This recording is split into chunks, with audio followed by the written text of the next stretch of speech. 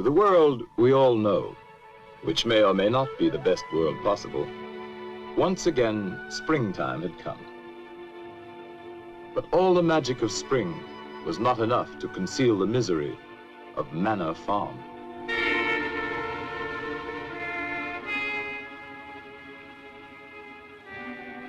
Once thriving and fruitful, the farm and its owner, Mr. Jones, had fallen on evil days.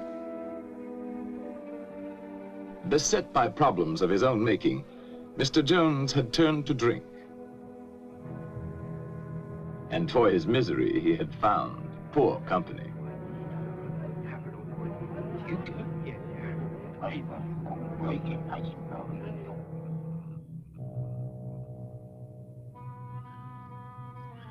On the evening our story begins, it was later than usual when Mr. Jones came home from his drinking to make his rounds.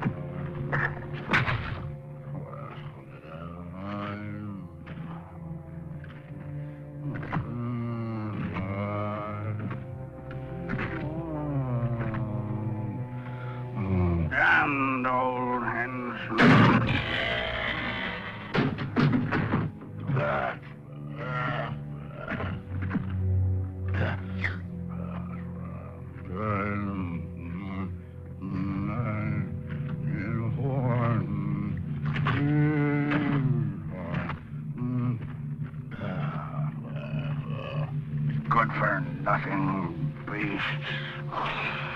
Eat their heads off.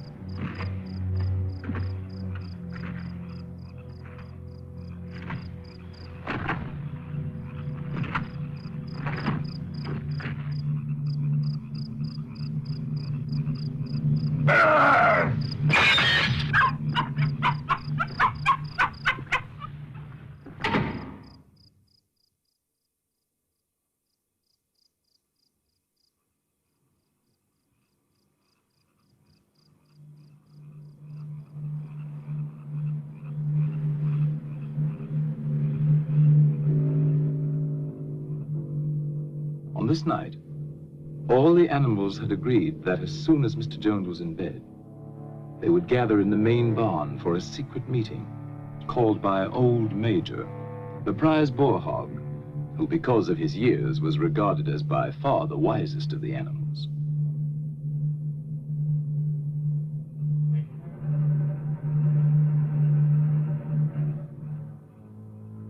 The other pigs started first for the meeting, being clever and fond of taking the lead.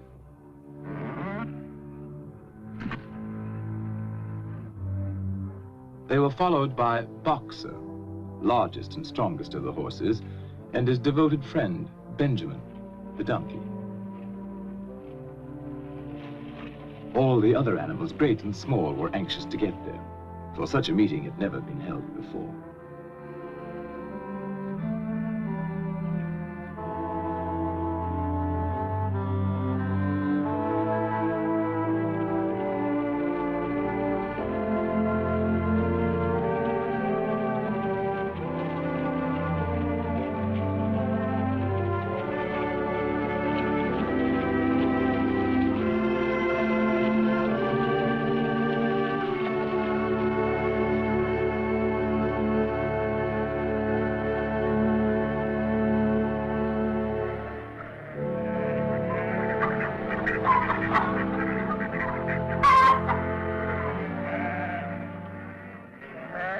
Old Major had been ailing, and now he had made known there were some things he wanted to say to his fellow animals before it might be too late.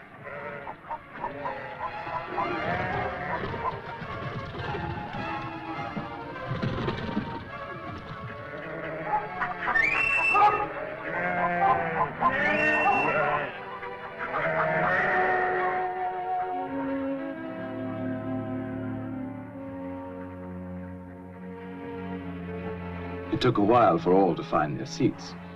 The pigs had taken up the best positions immediately in front of the platform. Among them, Snowball, determined to get a good view. And Napoleon, equally determined and even less polite.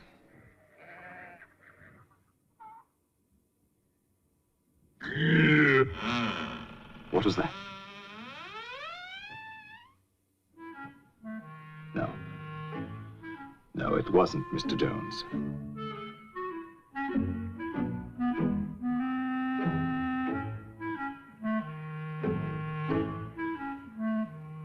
And at last, everyone could be settled to hear Old Major.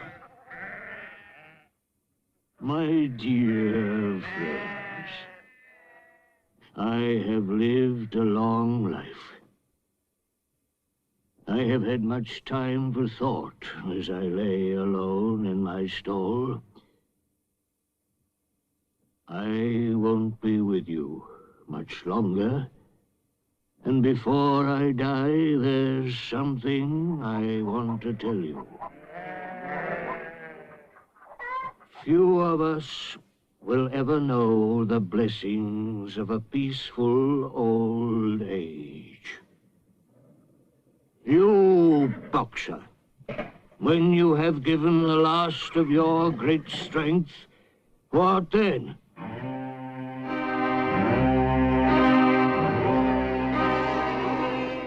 Whatever we produce is taken from us, stolen from us, and sold. Our children are born to cold and hunger.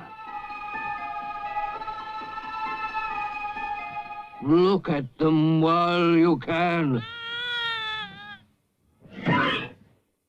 You porkers, do you know what the future holds for you?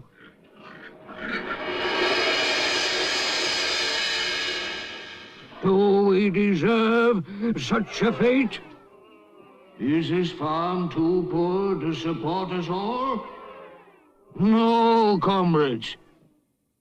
When a farm is rich, but we'll never get our rightful share from Farmer Jones.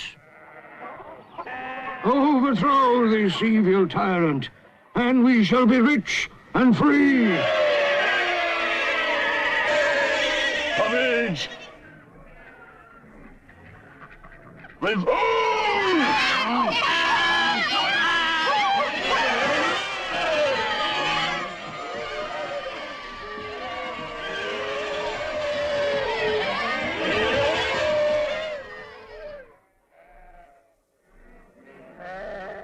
But remember, when you have got rid of Jones, don't adopt his vices.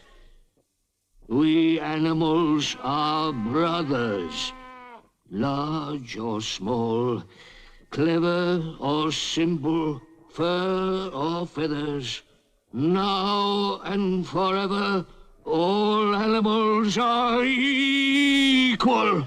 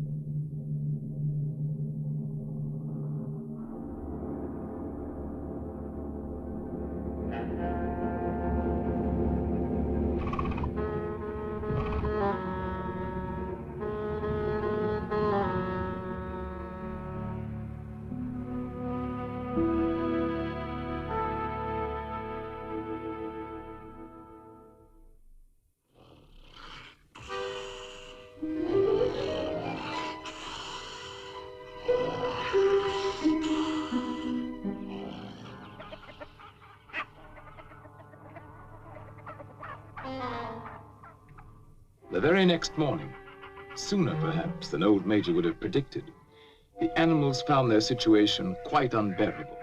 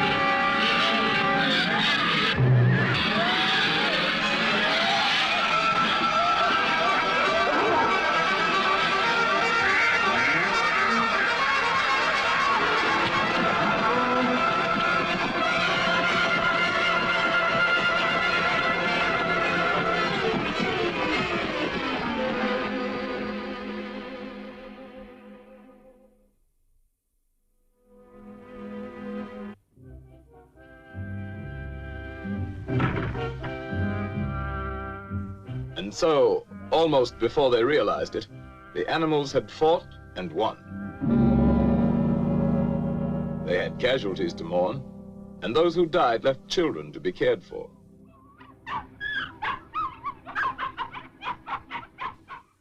But Manor Farm was theirs, and they lost no time in destroying everything that reminded them of hateful Mr. Jones.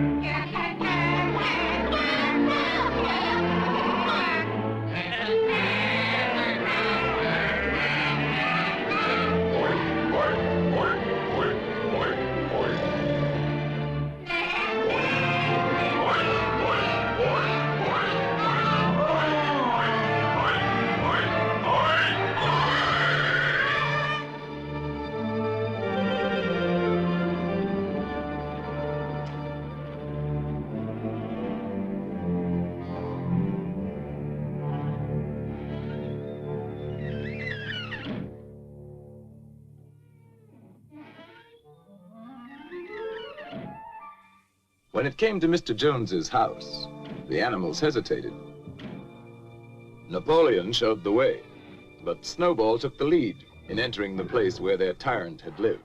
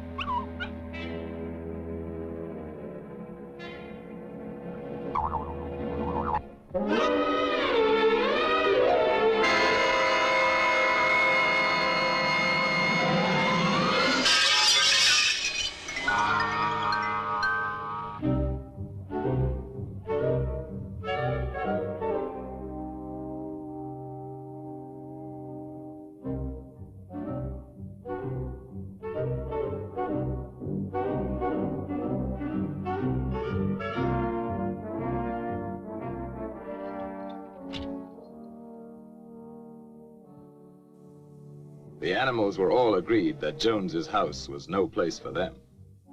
All, that is, except Napoleon.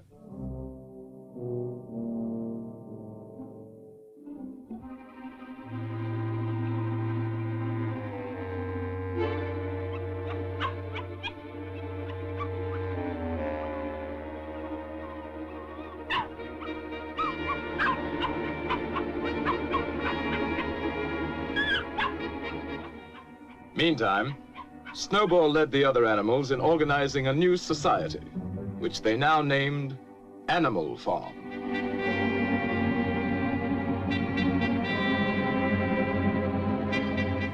So that all might see and agree, the laws of Animal Farm were inscribed in a prominent place, to be remembered and obeyed forever.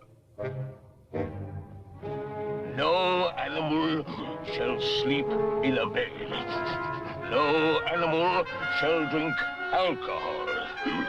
4 legs good, 2 legs bad. Wings count as legs.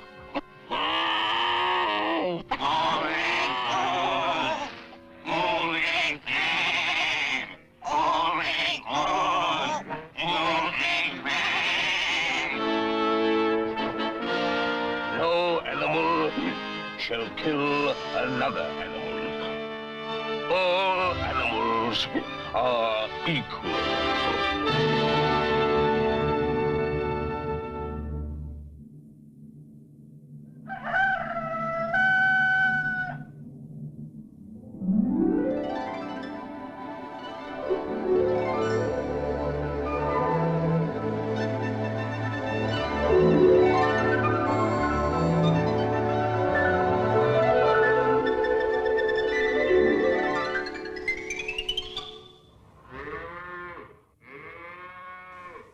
Tending farm by themselves posed problems for the animals, but the pigs could think of a way around every difficulty.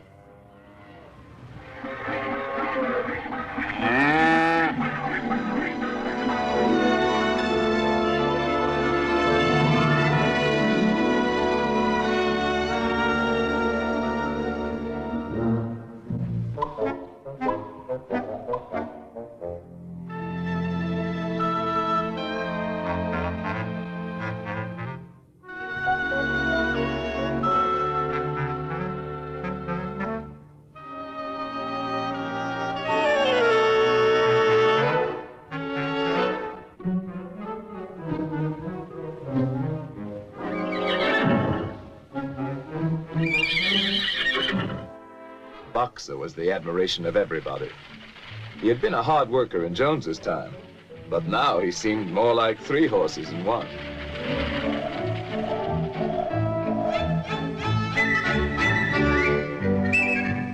Instructed by Snowball, other animals worked out the rest for themselves, and the farm work was done like magic.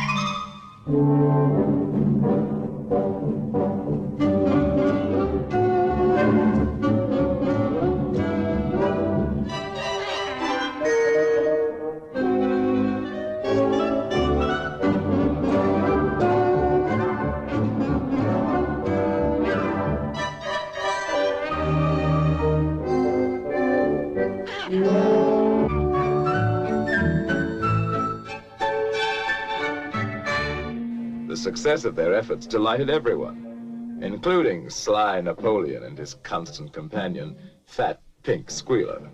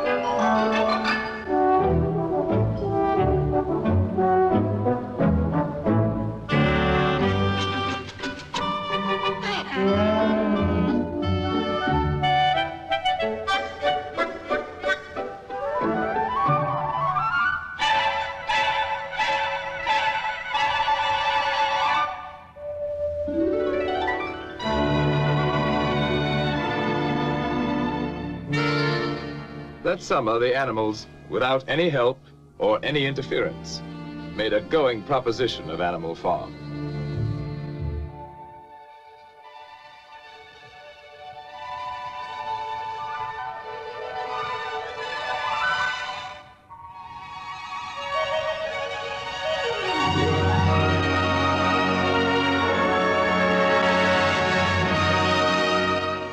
The fields yielded richly, and they were cut and gleaned with diligence and devotion.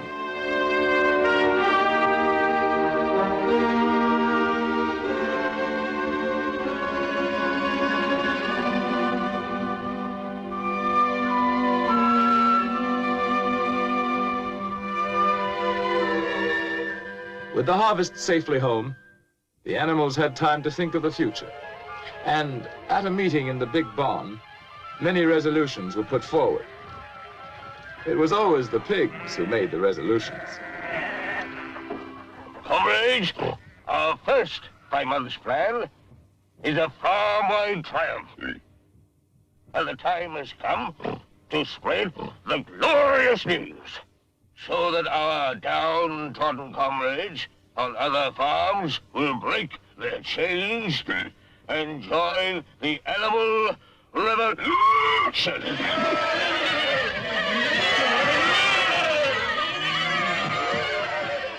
Go!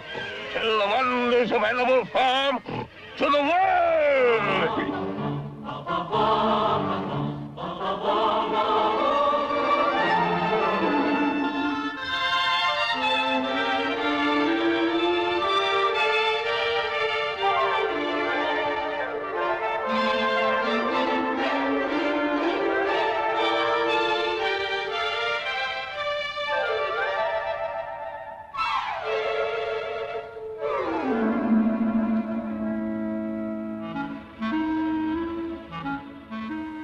And some animals, content with their lot, were unimpressed by tales of peace and plenty.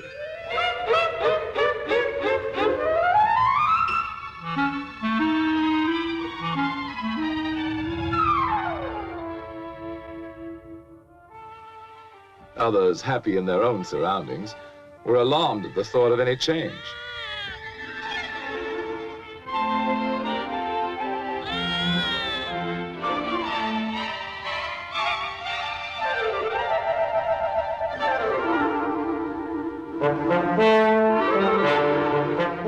But wherever they were having a bad time, animals listened with interest.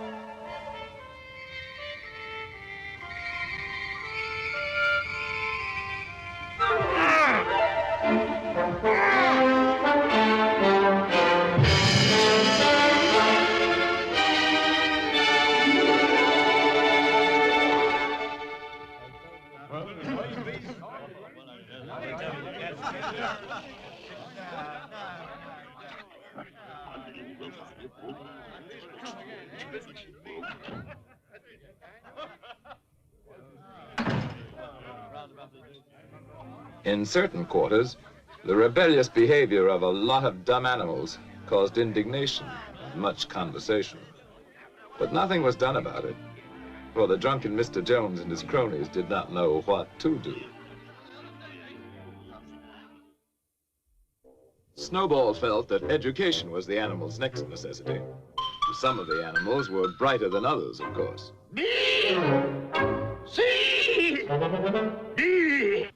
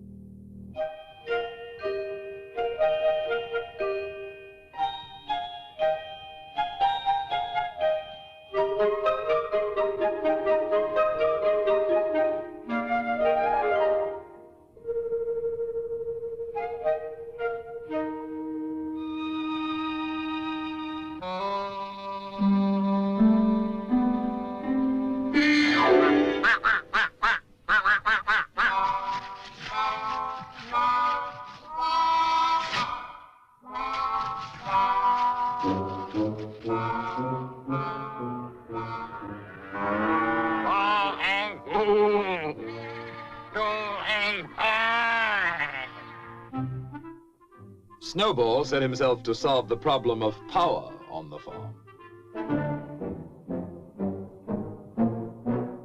And so did Napoleon.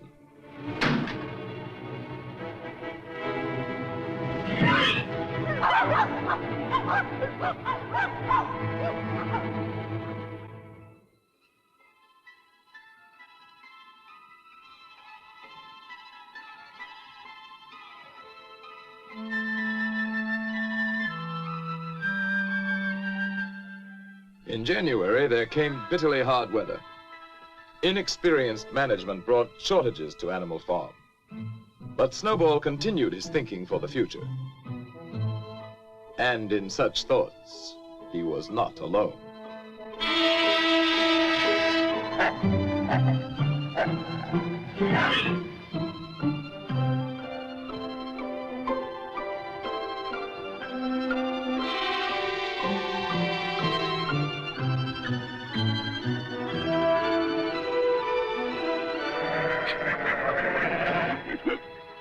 Comrades, I have prepared a new plan for Animal Farm.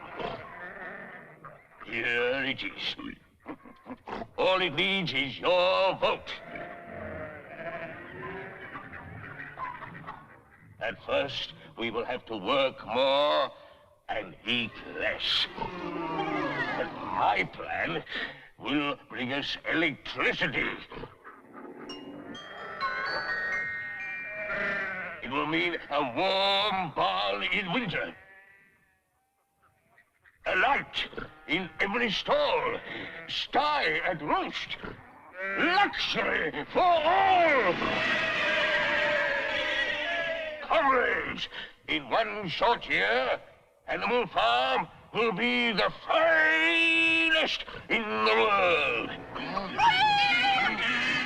dreams, dreams. A vote for my plan is a vote for the life beautiful. It's a lie.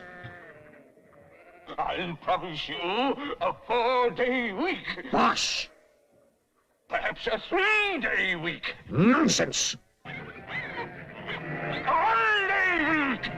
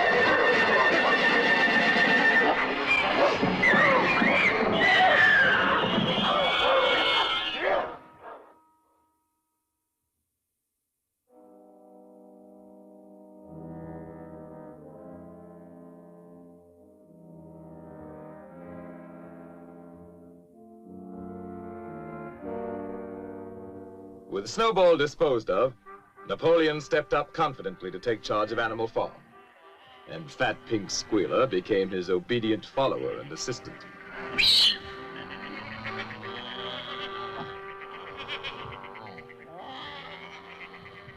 Comrades, Snowball is a traitor. What was he really planning? To bring back Jones. Now, let's have no more of these useless meetings. Eh? From now on, I'll protect your interests. And I'll make your decisions.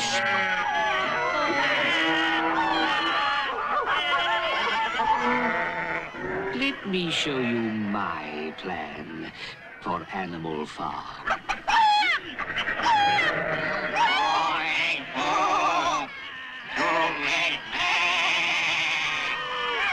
Hooray! For Napoleon Hill! And so the windmill was started after all.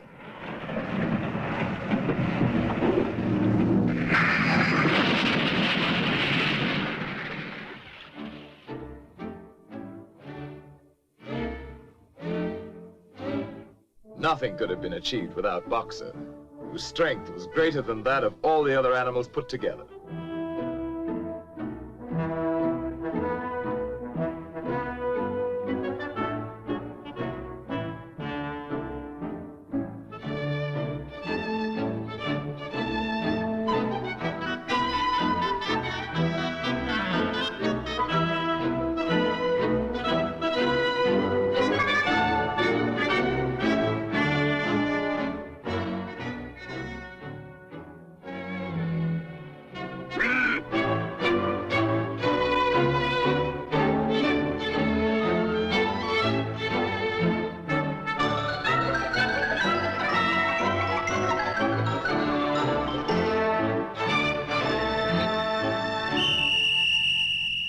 Superintended by the pigs, all the animals worked long shifts which lasted from dawn till dusk.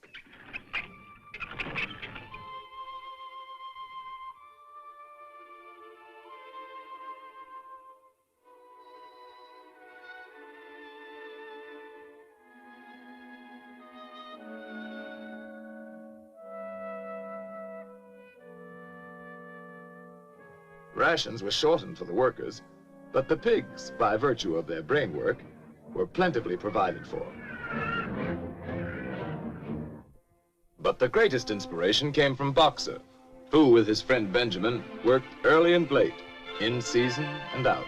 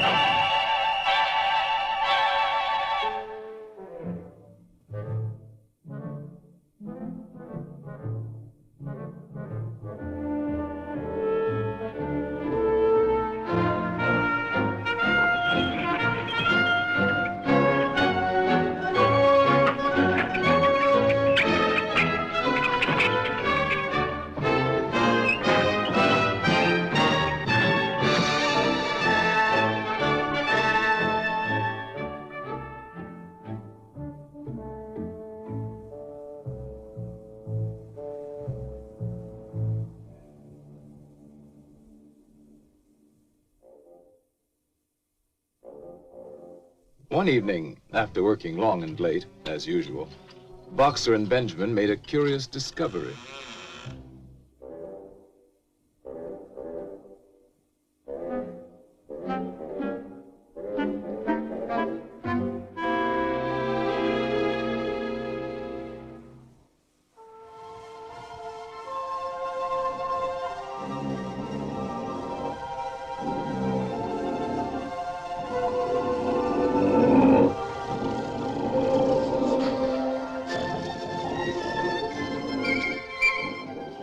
Word of what now went on at night in Jones's house spread quickly through Animal Farm.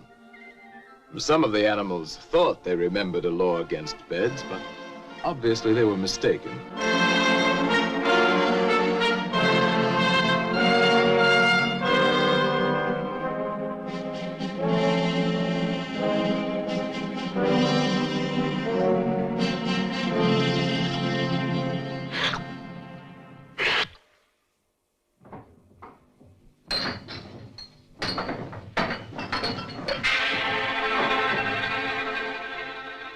And now, other changes in the laws of Animal Farm were in store.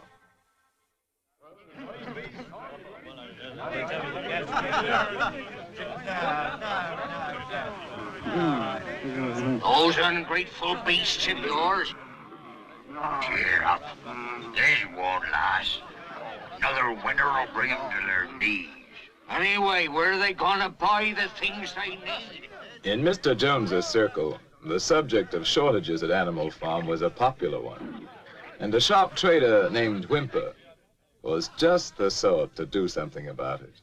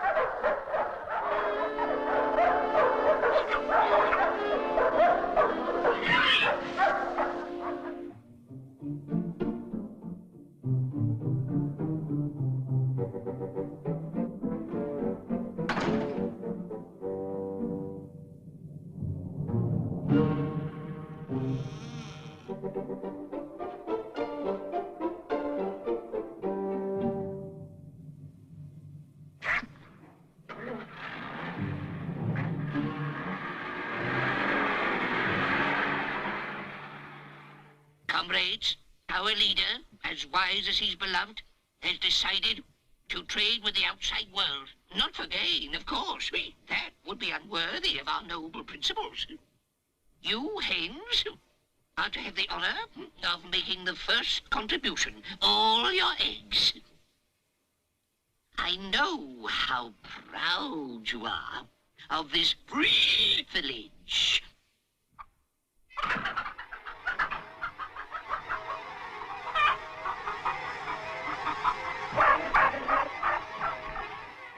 The chickens seemed to remember old Major saying that their eggs should never be taken from them.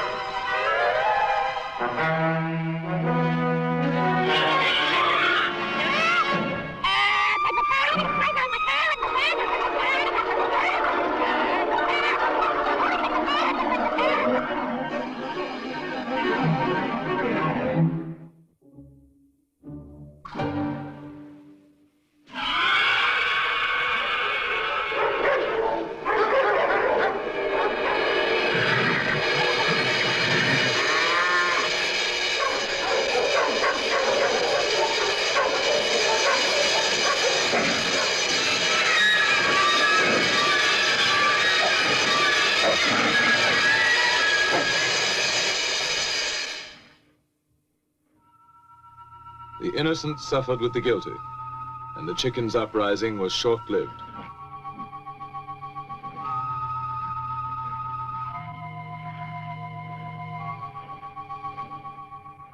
Comrades, I have made a terrible discovery. There are traitors among us. Yes, comrades. In league with Jones and Snowball. To destroy Animal Farm.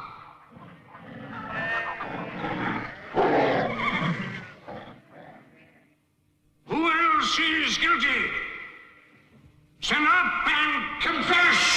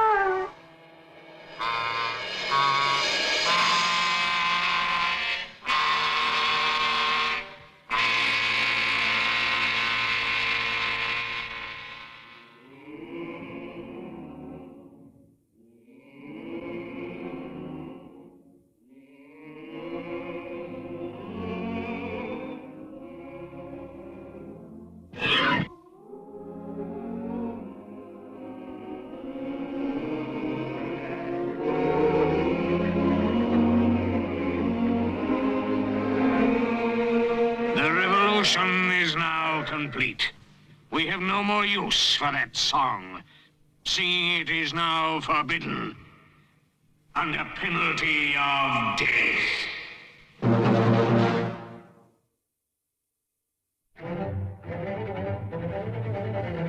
Trade between Animal Farm and the outer world now became quite brisk.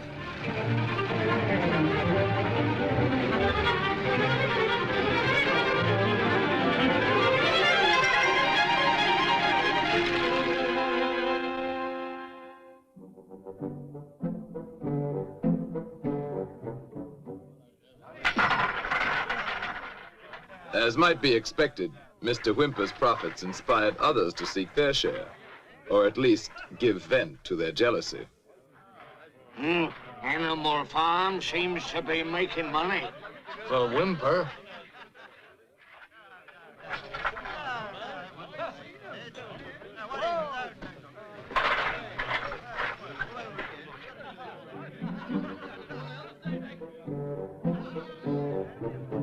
Who ever heard of animals running a farm? Have you seen a windmill? Come on, let's kick him out. Yeah, kick him out.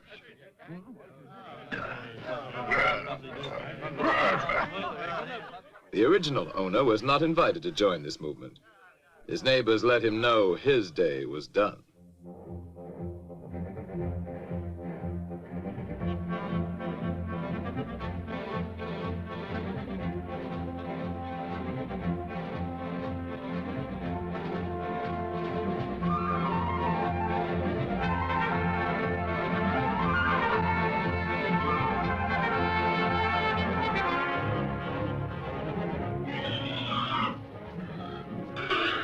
Comrades, the enemy has mobilized all his forces against us. We must save Animal Farm from the hateful enemy. At all costs, we animals.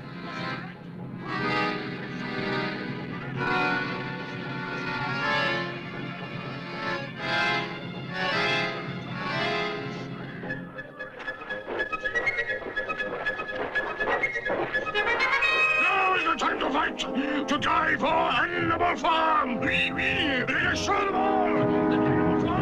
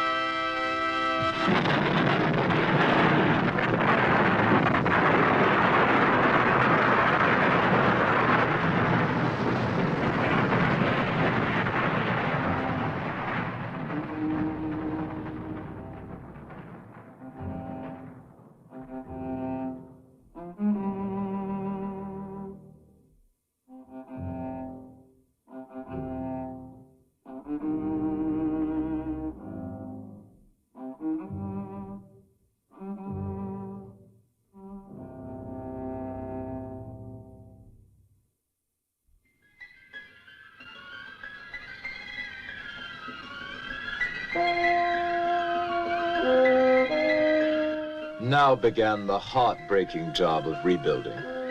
And as before, Boxer and Benjamin worked hardest of all. By now, supervision of the work by pigs was hardly necessary, so they had time for less laborious pursuits.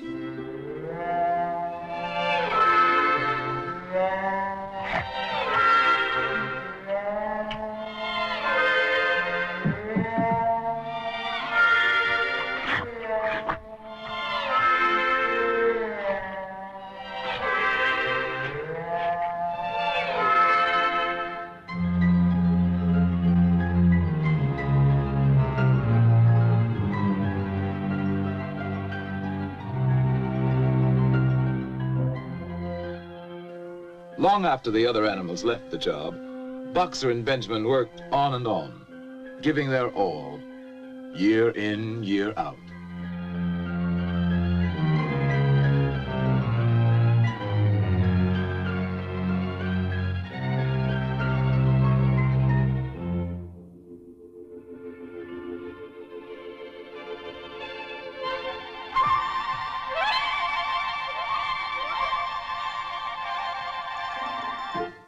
A new generation of pigs grew up, endowed with what were considered arts and graces very flattering to Animal Farm and its presiding genius.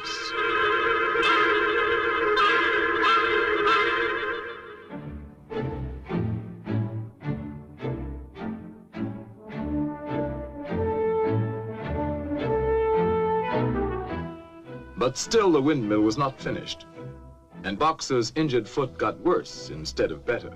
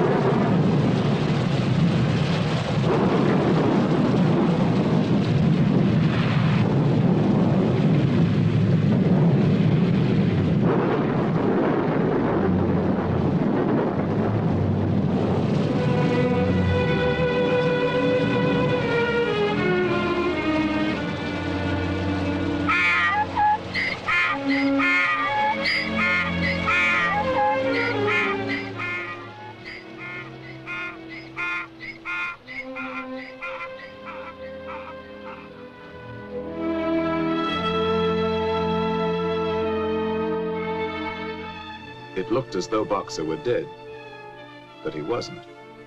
Not quite.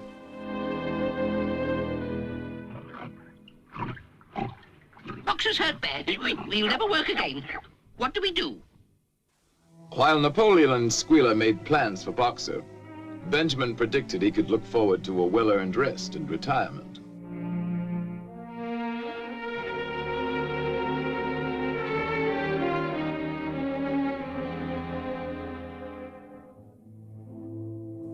Next day, the windmill work went on as usual, but now without Boxer. And during the morning, what appeared to be an ambulance arrived. Only Benjamin suspected it wasn't an ambulance.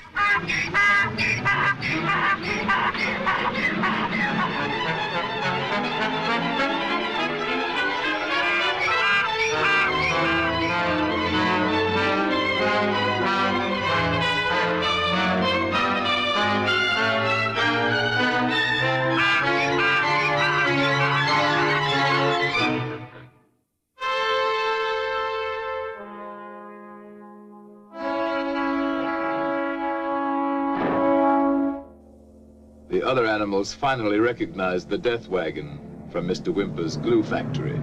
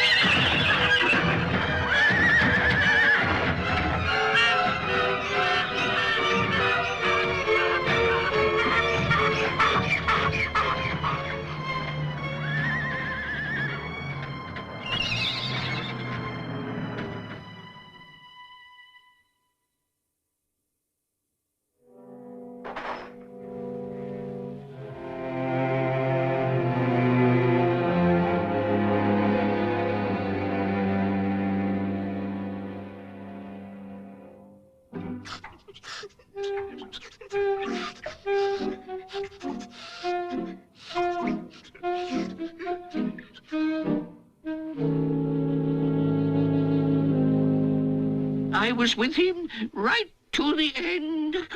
His last words were, "Forward, comrades! Long live Napoleon!"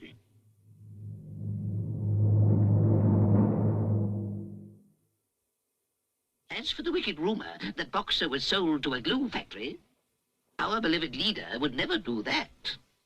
Long live Napoleon!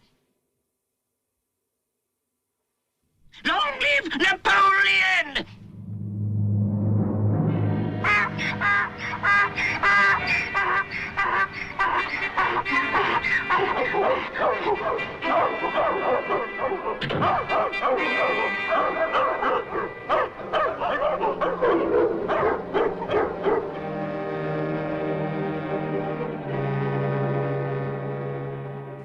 And that night, the pigs drank to Boxer's memory in the whiskey they had bought with Boxer's life.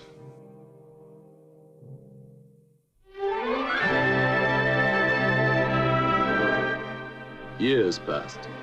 The seasons came and went. The short animal lives fled by. The completed windmill stood as a monument to its builder's faith and sacrifice. But the animal's revolution was only dimly remembered. Outwardly, Animal Farm appeared prosperous, but the animals themselves were no better off, with the exception of the pigs and their supreme leader, Napoleon.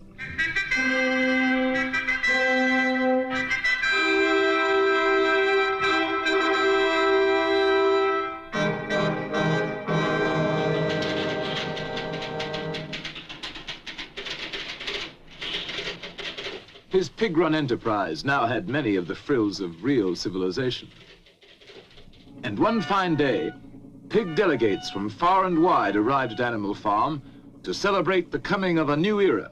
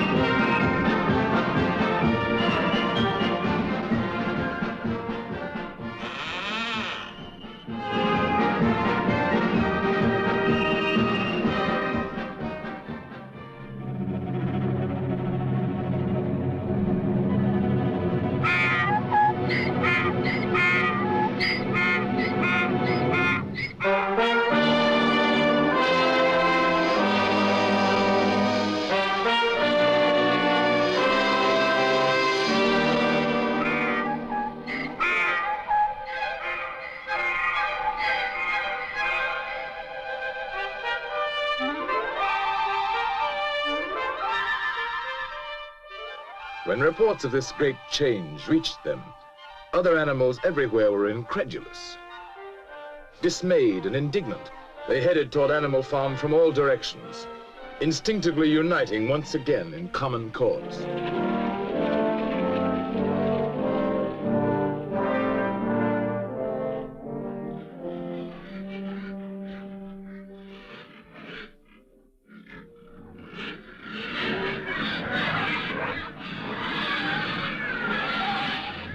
Loyal followers. On farms owned and operated by pigs, there is order and discipline. Our lower animals do more work and eat less than on other farms. This will encourage you to make your lower animals work even harder and eat even less.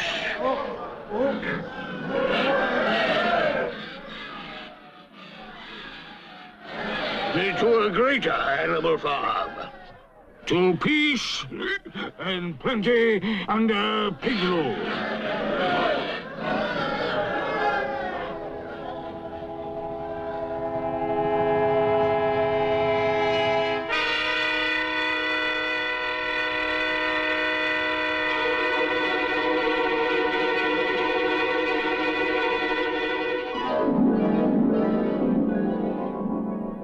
To the day when pigs own and operate farms everywhere.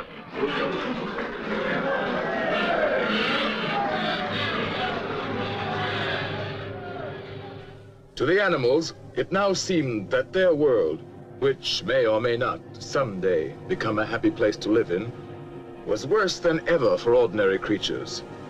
And another moment had come when they must do something about it.